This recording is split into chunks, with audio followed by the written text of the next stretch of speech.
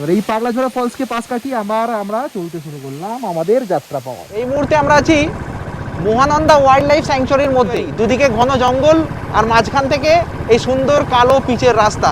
মানে জাস্ট বসে চা খাও, এনজয় করো প্রাকৃতিক দৃশ্য, এত সুন্দর ভিউ। I love Darjeeling.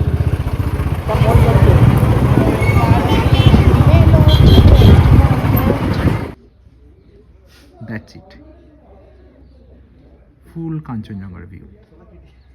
খবরের কাগজে শুনেছেন দিল্লিতে অক্সিজেন পার্লার খুলেছে, আর আমি পাহাড় থেকে অক্সিজেন নিতে এসেছি।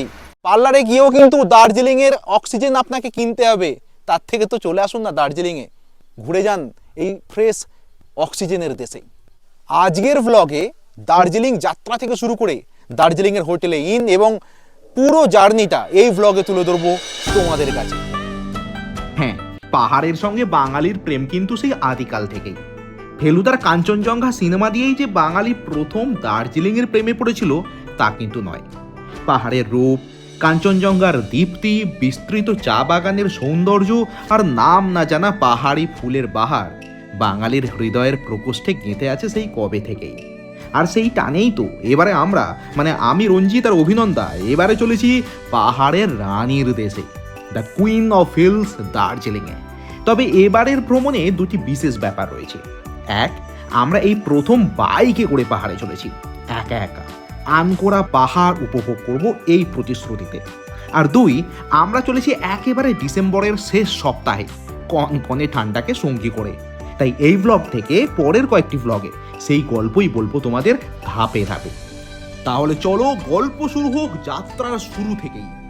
আমাদের যাত্রা শুরু হচ্ছে হাওড়া স্টেশন থেকে, কারণ এখান থেকেই আমাদের বাড়ি হাওড়া, যেহেতু আমাদের যাত্রা এখান থেকে শুরু হয়, সে নর্থ বেঙ্গল হোক বা যে কোনো জায়গাতে।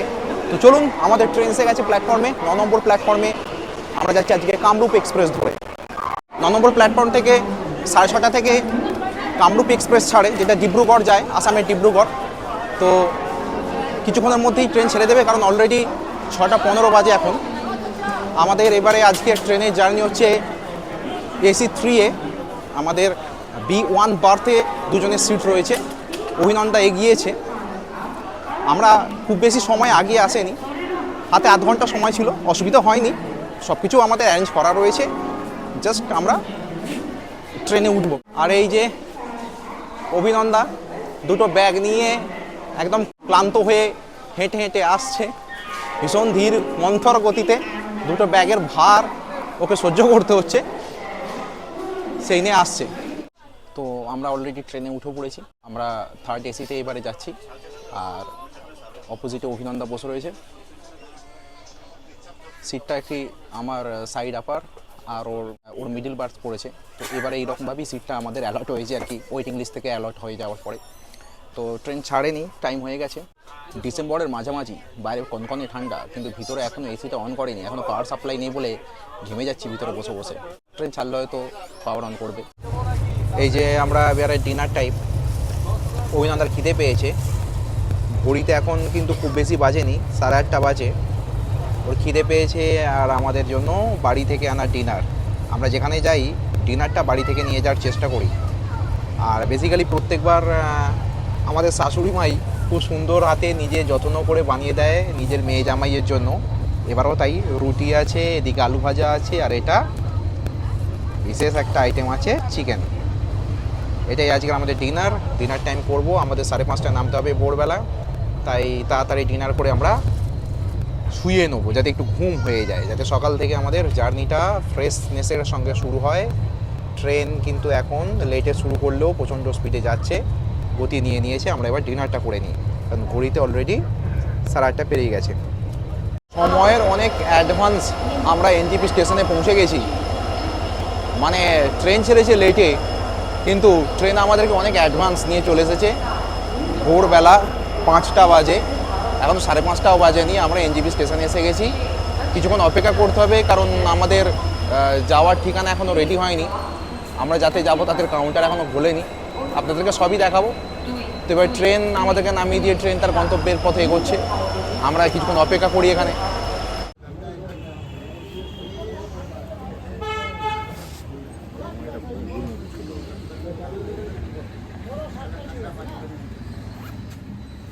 তো আমাদের যেটা এবারে প্রথম সারপ্রাইজ সেটা হচ্ছে আমরা এবারে গাড়ি নিয়ে মানে বাইক নিয়ে যাচ্ছি দার্জিলিং আর অফবিট দার্জিলিং, মানে আমাদের গন্তব্য হবে এবার বাইকে এবং সেটা রয়্যাল এনফিল্ডে। আমরা যেটা বাড়িতে চড়ি সেটাই চুজ করেছি। অতঃপর ঘড়িতে এখন সময় সকাল 7:30 এবং সকালের মিঠে রোদকে সঙ্গে করে আমাদের যাত্রা হলো শুরু। আমরা বাইক ভাড়া করেছিলাম এনজিপি স্টেশনের পাশ থেকেই, এবং শিলিগুড়ি যেহেতু এর আগে আমি এসেছি আমার নিজের ইউটিউবের ভিডিওর স্বার্থে বা ভিডিওর কারণে, তো শিলিগুড়ির রাস্তা মোটামুটিভাবে আমার চেনা জানা। আর আমরা এই মুহূর্তে পূর্ণিয়া শিলিগুড়ি রোড বা যেটাকে আমরা শিলিগুড়ি হিলকাট রোড বলে সেই রোডে উঠেছি। সেখান থেকেই আমাদের দার্জিলিং মোড়ের দিকে যাত্রা। এই হচ্ছে সেই দার্জিলিং মোড়, এখান থেকে আমাদের ডান দিক নিতে হবে। স্কুল টাইম, স্কুল বাসের ছড়াছড়ি।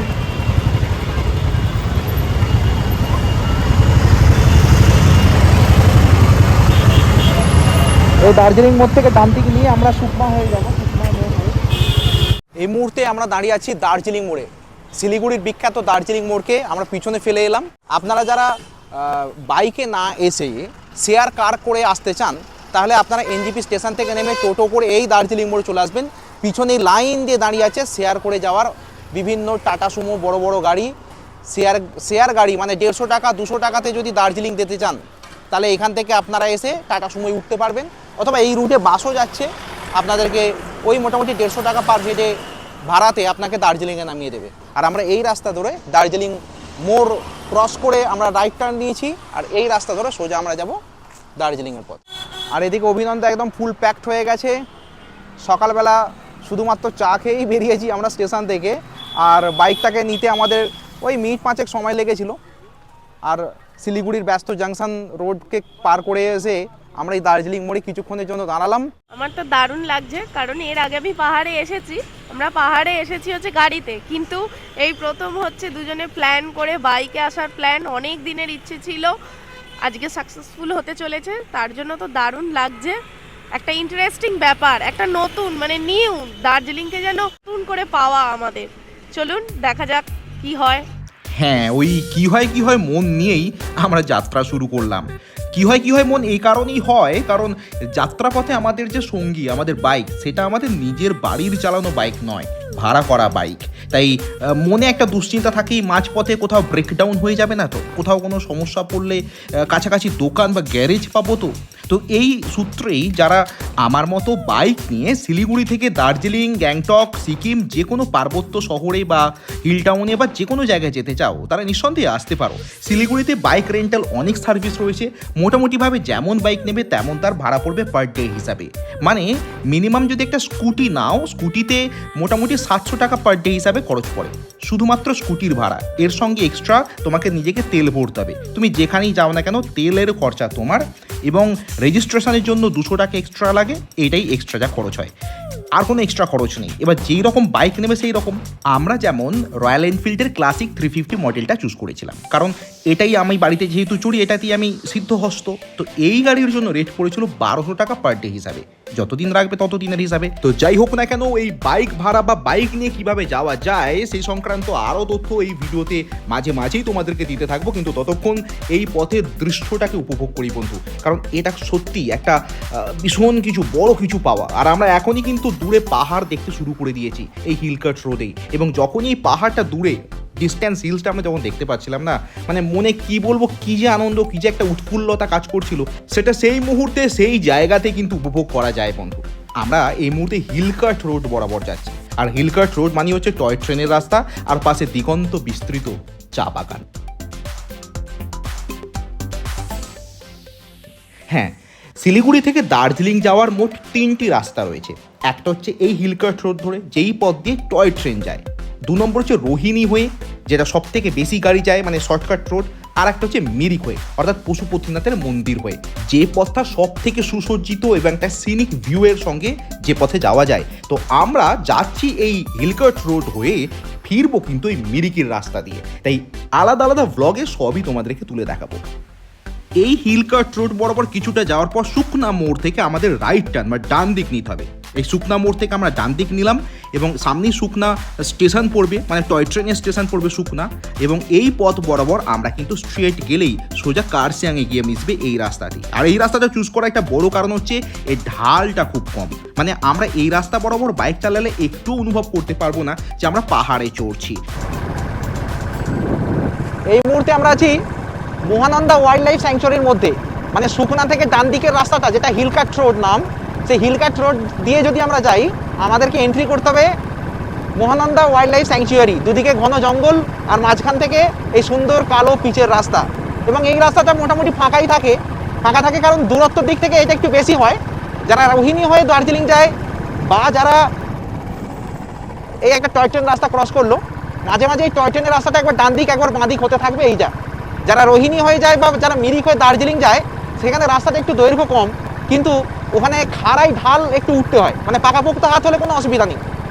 আমরা প্রথমবার যেহেতু বাইক নিয়ে যাচ্ছি তাই কম ঢালযুক্ত রাস্তাটাই চুজ করলাম যাওয়ার জন্য। ফেরার সময় মিরিক দিয়ে আসবো, সেই রাস্তাটাও দেখাবো। তা যেমন বললাম টয় ট্রেনটা ডান দিক বাঁ দিক হতে থাকবে, আবার বাঁ দিকে চলে এসেছে আমাদের রাস্তার, এই যে বাঁ দিকে আবার টয় ট্রেন। এই রাস্তা মাঝে মধ্যে তাই টয় ট্রেন ডান দিক বাঁ দিক হতে থাকবে, আর অর্থাৎ টয় ট্রেনের রাস্তাকে পাশ কাটিয়ে আমরা যেতে থাকবো সারা রাস্তা। এই রাস্তাটা জেন্টেল স্লোপ এই কারণেই, কারণ এই রাস্তা টয় ট্রেনের সঙ্গেই সংযুক্ত হয়ে রয়েছে। মানে টয় ট্রেনটা যখন করা হয় তখন প্ল্যান করা হয়েছিল যে যেন বেশি খাড়াই ঢাল দিয়ে যেন টয় ট্রেনকে উঠতে না হয়, সেই জন্য এই হিলকাট রোড বরাবর টয় ট্রেন গেছে, যেখানে জেন্টেল স্লোপের মধ্য দিয়ে আমরা পাহাড়ের উঁচুতে উঠে যাব। তা চলুন যাত্রাপথের আনন্দটাকে একসঙ্গে উপভোগ করতে করতে যাই।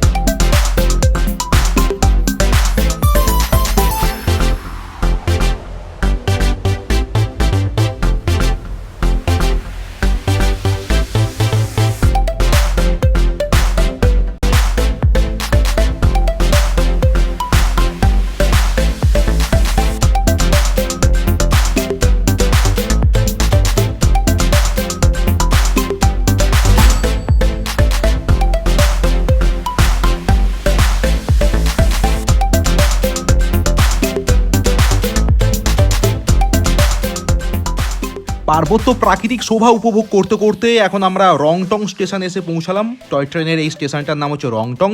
এখানে থামে এবং এখানেও কিন্তু অনেক হোমস্টে রয়েছে, কিছু রেস্টুরেন্ট রয়েছে, টিফিন করার জায়গা রয়েছে। আমরা কিন্তু ভাবলাম যে এখানে নয়, আরও একটু এগিয়ে যাই, আরও কয়েক কিলোমিটার এগিয়ে গিয়ে আমরা ব্রেকফাস্টের জন্য কোনো একটা ভালো জায়গায় থামবো।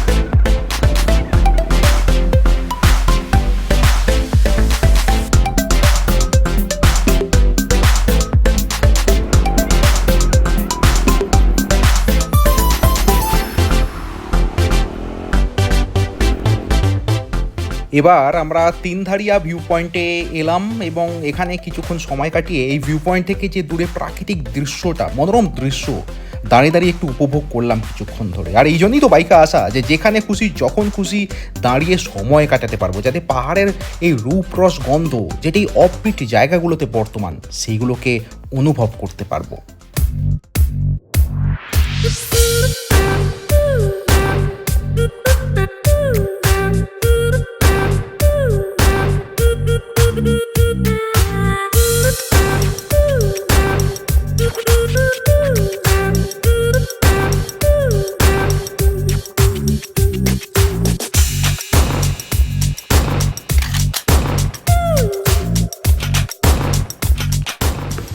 এবার আমরা এসে গেছি পাগলাঝোড়া ফলস। এটা একটা ভিউ পয়েন্ট এবং স্পটও এই পথে।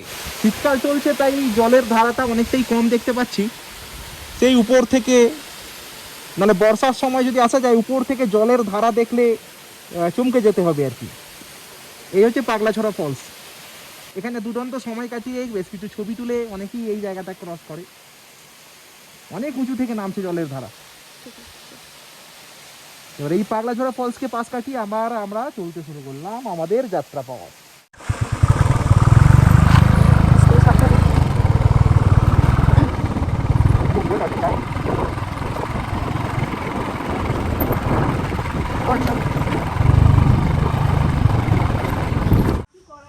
মাঝপথে আমরা ব্রেকফাস্ট করতে নেমেছি এইখানে, মানে কার্শিয়াং যাওয়ার আগেই ওই রাস্তার ধারে চায়ের দোকান দেখে আমরা একটু চা এবং সেই সঙ্গে একটু ম্যাগি, মোমো এইসব খেয়ে ব্রেকফাস্ট করবো বলে অনেক অপেক্ষা করেছি।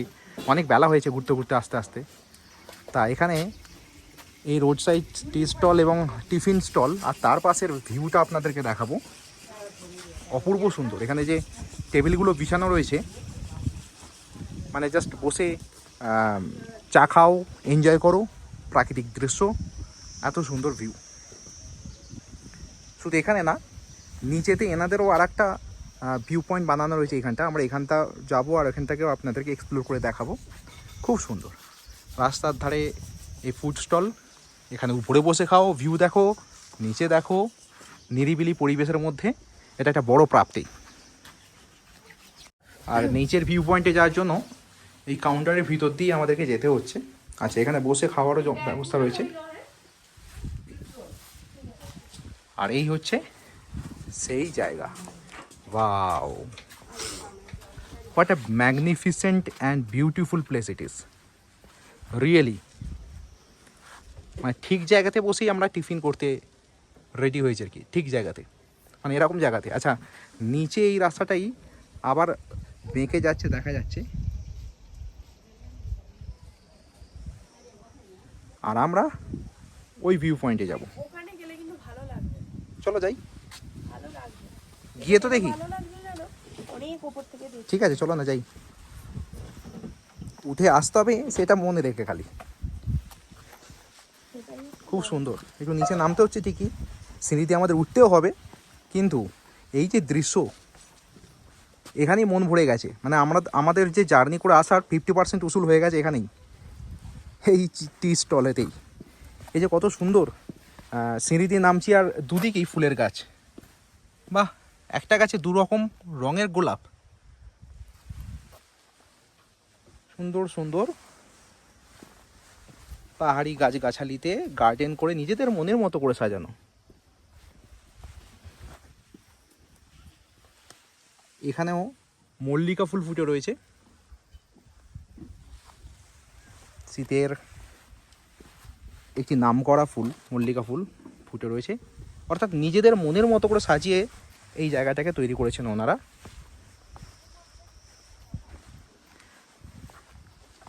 মানে দার্জিলিংয়ে যাওয়ার আগেই অফবিট দার্জিলিং আমরা পেয়ে গেছি।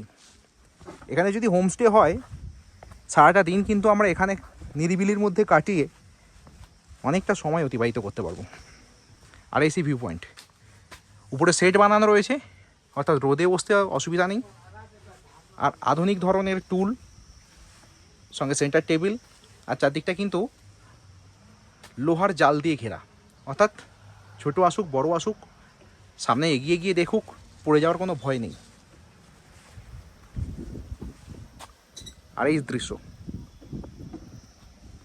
এই ভিউটা কিন্তু সব জায়গা থেকে পাওয়া যায় না, আর এটার কোনো তুলনাও হয় না। অভিনন্দা বলছে বেশি বকা হয়ে যাচ্ছে, ও আমাকে ভিউ কমাতে, আমার বক্তৃতা কমাতে বলছে। খিদে পাচ্ছে খুব, খুব ভীষণ খিদে পাচ্ছে। এই তো খাবার তো আসবে, কিন্তু এখান থেকে উঠতে হবে। আমি সেটাই ভাবছি, উঠবো কি করে। না যেটা দেখে নিয়েছো এখানে দৃশ্য, সেই শক্তিটা তো পাবে তুমি। তা ঠিক, কিন্তু ওঠাটাও একটু চাপের ব্যাপার, কষ্টকর ব্যাপার। ঠিক আছে। দূরের ওই সুন্দর দৃশ্য দেখতে দেখতে আমাদের কাছে আজকের ব্রেকফাস্ট চলে এসেছে। সেটা হচ্ছে কি, এগ ম্যাগি। ও অনিয়ন দিতে বলেছিল, আর অনিয়ন ছড়িয়ে দিয়েছে, আর চিকেন মোমো। বাহ, সকালবেলা ব্রেকফাস্টও দারুণ জোরদার। চিকেন মোমো, এগ ম্যাগি, আর দূরের এই প্রাকৃতিক দৃশ্য। আর কোনো আর কোনো কথা নাই, তাড়াতাড়ি খেতে হবে, এটার জন্যই বসে থাকা আমাদের। ঠিক আছে, এই সুন্দর দৃশ্য দেখতে দেখতে উপভোগ করতে করতে ব্রেকফাস্টটা সেরে নিই, তারপর আবার যাত্রাপথের ভিডিও। এই মুহূর্তে আমরা এলাম গিদ্দা পাহাড় ভিউ পয়েন্টে। কার্সিয়াং ঢোকার ঠিক আগেই এই ভিউ পয়েন্টটা পড়ে, গিদ্দা পাহাড় ভিউ পয়েন্ট। আমরা একটু ভিউ পয়েন্টে উঠে এখানকার দৃশ্য বা পারিপার্শ্বিক সৌন্দর্যটা তুলে ধরবো ক্যামেরার মাধ্যমে। যারা ঘরে বসে চাক্ষুষ করছেন এই দৃশ্য, এটা এই গিদ্দা পাহাড় ভিউ পয়েন্ট এই হিলকাট রোড দিয়ে এলে তো পরেই, প্লাস যারা এই কার্সিয়াংয়ে বেড়াতে আসেন, কার্সিয়াংয়ে স্টে করেন, তারাও ওইখানে সাইট সিইংয়ের জন্য, লোকাল সাইট সিইংয়ের জন্য এই গিদ্দা পাহাড় ভিউ পয়েন্টে আসেন। এই হচ্ছে গিদ্দা পাহাড় ভিউ পয়েন্ট। এখান থেকে সুন্দর একটা ভিউ, চারপাশের ভিউ। মেঘলা ওয়েদারের জন্য ওদিকটা মেঘলা হয়ে আছে, ওদিকে দূরে দূরে একটার পর একটা পাহাড়ের সারি। ওই দিকটা শিলিগুড়ি পড়ে, এদিকটা শিলিগুড়ি, আর এইটা হচ্ছে ভিউ পয়েন্ট। আর এইখানটায় নেতাজির বাড়ি। কার্সিয়াংয়ে লোকাল সাইট সিইংয়ের মধ্যে একটা স্পট হচ্ছে নেতাজির বাড়ি ভ্রমণ। এইখান থেকে গিয়েই এই স্লোপ দিয়ে উঠেও এইখানটা করে নেতাজির বাড়িটা পড়ছে। আগেরবারে কার্সিয়াং যখন বেড়াতে এসেছিলাম, সেই ভিডিওটা আপনারা দেখেছেন, নেতাজির বাড়ি দেখার সুযোগ আমাদের হয়নি, আপডেট ছিল বলে। এই হচ্ছে ভিউ পয়েন্ট। এখানে একটা রোপওয়ে হওয়ার কনস্ট্রাকশন বহু বছর আগে তৈরি হয়েছিল, কিন্তু কাজটার আগে এগোয়নি, এই অবস্থাতেই পড়ে রয়েছে। তো আমরা এই ভিউ পয়েন্টটাকে আবার বাঁ দিকে রেখে যাত্রা শুরু করব বাকি পথ। খুব সুন্দর স্পট এটি, ভালো লাগবে। যদি একবারও না এসে থাকেন, তাহলে লোকাল সাইট সিইং হিসাবেই হোক, এই পথে যাওয়ার পথে হোক, আপনারা আসতেই পারেন। এবার এই গিদ্দা পাহাড় ভিউ পয়েন্টের পরেই কিছুটা এগোলেই আমরা কার্সিয়াংয়ের মেন রাস্তার সঙ্গে জয়েন হব এই রাস্তা থেকে, অর্থাৎ হিলকাট রোডে আমরা এতক্ষণ ছিলাম। এবার রোহিণী হয়ে যে পথটা কার্সিয়াংয়ে প্রবেশ করছে, সেখানে আমরা কার্সিয়াং লেখা বোর্ডের সামনে একেবারে জয়েন হব মেন রোডের সঙ্গে। আর এই হচ্ছে সেই পয়েন্ট যেখানে ওয়েলকাম টু কার্সিয়াং বোর্ড রয়েছে। এখানে মাঝে মধ্যে পুলিশের চেকিংও চলে, এবং বলা বাহুল্য আমাদের বাইককেও দাঁড়িয়ে করেছিল চেকিংয়ের জন্য। যখনই তারা জানলো যে এটা রেন্টাল বাইক, তারপর আর কিছুই চেক করেনি, জাস্ট আমাদেরকে যেতে দিয়ে। তার বাঁদিকেই যে শহরটা দেখা যাচ্ছে, এটাই হচ্ছে কার্সিয়াং শহর। এখান থেকে গোটা কার্সিয়াং শহরের একটা এরিয়াল ভিউ আমরা দেখতে পাই, মানে বার্ডস আই ভিউ যাকে বলা যায়। এবং এরপরই একে একে আমরা কার্সিয়াং স্টেশন বা কার্সিয়াং শহরের মধ্যে প্রবেশ করব এবার।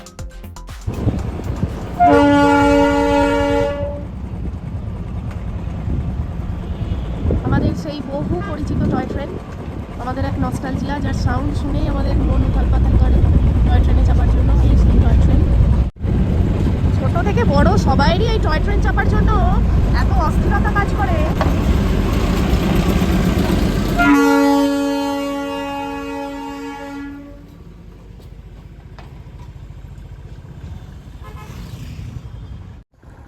আর এটা কার্সিয়াং শহর, কার্সিয়াং শহরের মার্কেট এরিয়া। এই কার্সিয়াং শহরকেই বলা হয় the land of white orchid.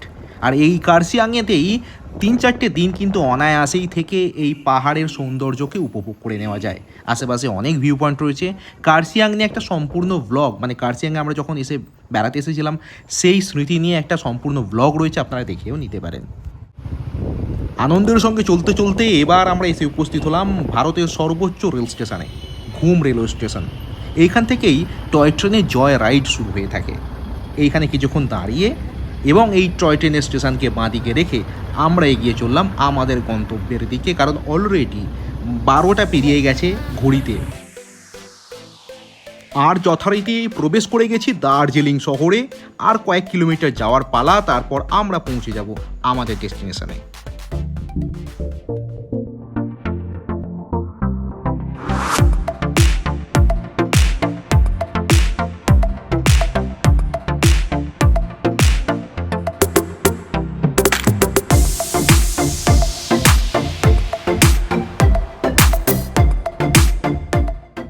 আর দার্জিলিং শহরের সম্মুখেই প্রবেশপথেই রয়েছে তিব্বতী মনেস্ট্রি, যেটা প্রত্যেক পর্যটকদের প্রথমেই অভ্যর্থনা জানায় এই শহরে প্রবেশের সময়। আর এই সেই মনেস্ট্রির গেট, যেটাকে পাশ কাটিয়ে আমরা চললাম এখানে।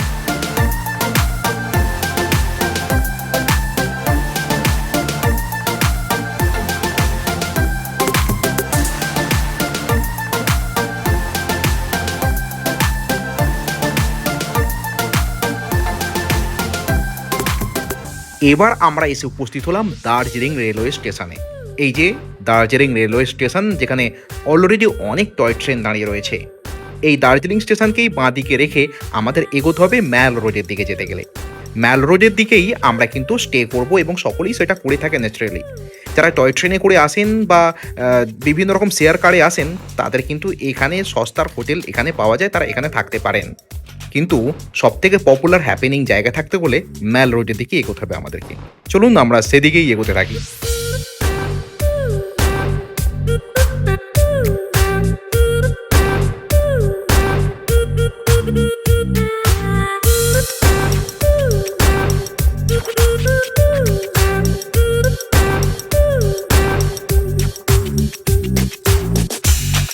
অবশেষে এসে উপস্থিত হলাম একেবারে ম্যাল রোডের সামনে।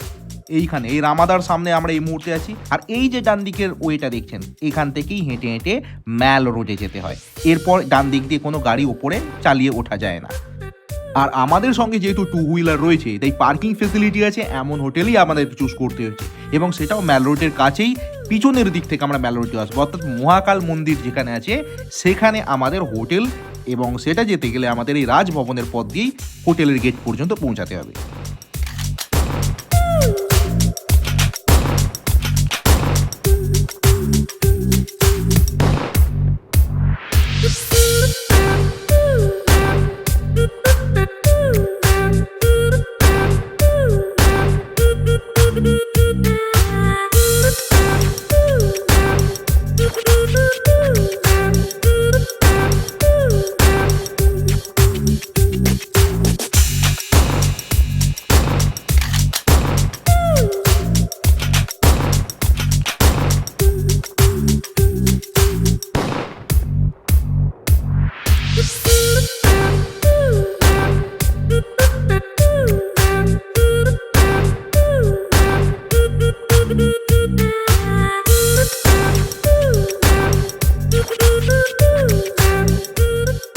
আচ্ছা, এই হচ্ছে আমাদের হোটেল।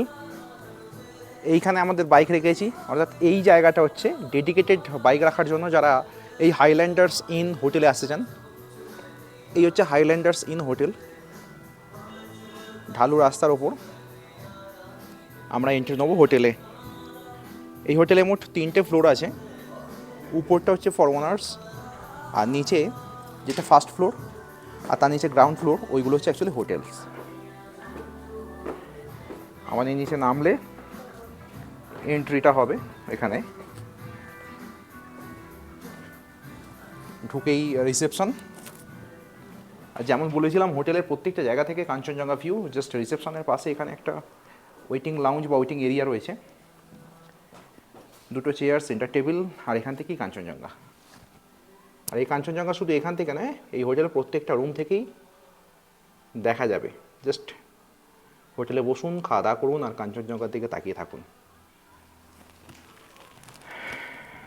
আচ্ছা, এই হোটেলের এবার এন্ট্রি থেকে ডান দিকে রুম আছে 2টো, বাঁ দিকে 2টো রুম আছে, নিচের তলায় রুম আছে, নিচের তলায় কিচেনও রয়েছে। এটা ভিউটা দেখাই, হাইল্যান্ডার্স ইন। ঢুকে ভিতরেই প্রথমেই ওয়াশরুম। ওয়াশরুমটা একদমই নিট অ্যান্ড ক্লিন। নিচে হোয়াইট মার্বেল, হোয়াইট টাইলস এবং হোয়াইট সব কিছু, উপরে গিজার পর্যন্ত রয়েছে। আর সব থেকে মার্ভেলাস যেটা, সেটা হচ্ছে বেডরুমটা ভীষণ নাইসলি ডেকোরেটেড। উপরে ফল সিলিং, দুদিকে প্যানেল করা রয়েছে, সুন্দর করে বিছানা, এবং এদিকে একটা আলমারি রয়েছে, টিভি, আর সব থেকে ইন্টারেস্টিং ওই যে দূরে, যে জন্যই হাইল্যান্ডার সাইন। আর ঠিক এমন একটা সময় আমরা ভিডিওটা করছি, যেই সময় কাঞ্চনজঙ্ঘাটা দেখা পর্যন্ত যাচ্ছে। জানালার কাঁচ বাইরে, দ্যাটস ইট, ফুল কাঞ্চনজঙ্ঘার ভিউ। নিচে মেঘে ঢাকা, কিন্তু উপরে কাঞ্চনজঙ্ঘা সূর্যের আলোয় ঝকঝক করছে একেবারে।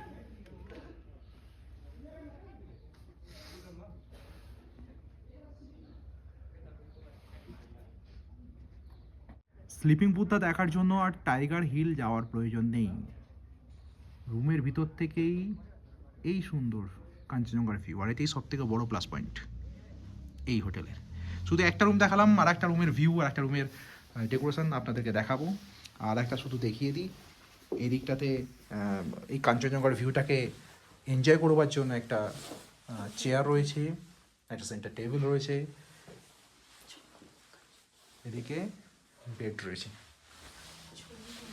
আর একটা রুম আপনাদেরকে দেখাবো,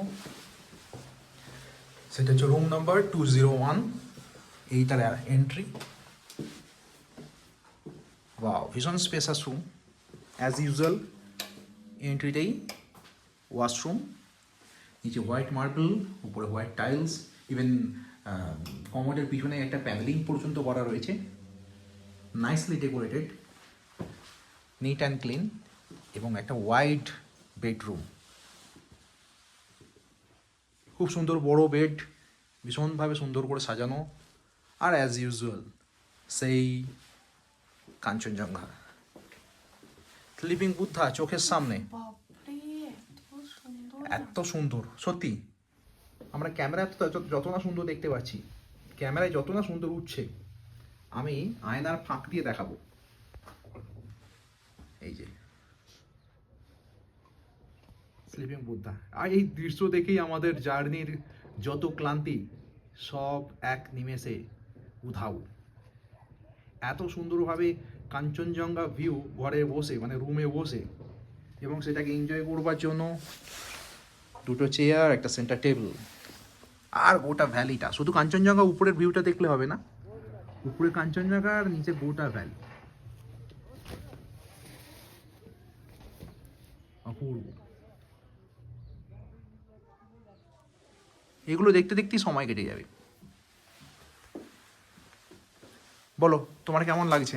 খুব দারুণ লাগছে, এত সুন্দর একটা জায়গা। আমার চুলের অবস্থা যদিও খুব খারাপ, হেলমেট টেলমেট পরে, কিন্তু তবুও চুলের অবস্থা যেমনই হোক, ঘরের অবস্থা দুর্দান্ত। সত্যি তাই। তো এলাম আমরা একটু ফ্রেশ ট্রেশ হয়ে নিই, এই ভিউ দেখতে দেখতে এনজয় করি, আর একটু ফ্রেশ হয়ে নিই, তোমাদের সঙ্গে আবার পরে কথা হচ্ছে। এই যে আমরা খেতে শুরু করে দিয়েছি, এত খিদে পেয়েছে, গরম গরম খাবার আমাদের জন্য রান্না করে দিয়েছে, একদম সরু সরু চালের ভাত, সবজির ডাল, বাঁধাকপির তরকারি, আর মাছের ঝোল, সঙ্গে গরম জল। আমরা এই ঠান্ডায় গরম খাবার অমৃত, লিটারালি অমৃত। ভীষণ খিদেও আমাদের পেয়েছে, যে কারণে আমরা স্যাটারসাট করে খাবারটাকে কন্ট্রোল করে দিই। একদম ঘরোয়া রান্না, খুব সুন্দর, মানে তৃপ্তি করে খাবার মতো রান্না, পুরো তৃপ্তি করে খাওয়া যাচ্ছে। সেই সুন্দর গরম গরম রান্না, ঠান্ডা, আর প্রচণ্ড ঠান্ডা। লাঞ্চের পর এবার একটু বিশ্রাম নেওয়ার পালা, বা বলা ভালো দিবা নিদ্রার পালা। কারণ বিকেল হয়ে গেলেই বা সন্ধ্যা নামলেই আমাদেরকে কিন্তু ম্যাল রোডে যেতে হবে। তাই এই ভ্লগটা এখানেই শেষ করি। সন্ধ্যার কাহিনী নিয়ে পরের ভ্লগে সম্পূর্ণ তথ্য তুলে দেবো তোমাদের সামনে। ভালো থেকো বন্ধু, পরের ভ্লগে দেখা হচ্ছে এবার।